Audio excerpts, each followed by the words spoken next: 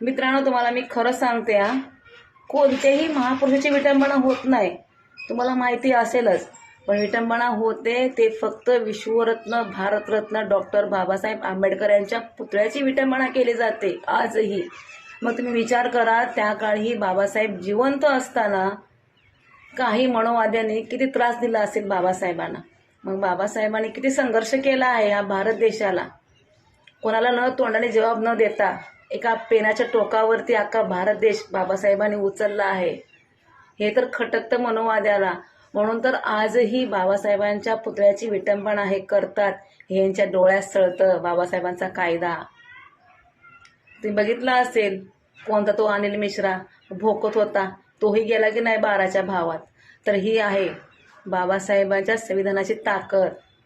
जळा अजून कितीही, पण तुम्हाला ही लायकी तुमची दाखवून देणारच आम्ही. समजलं का?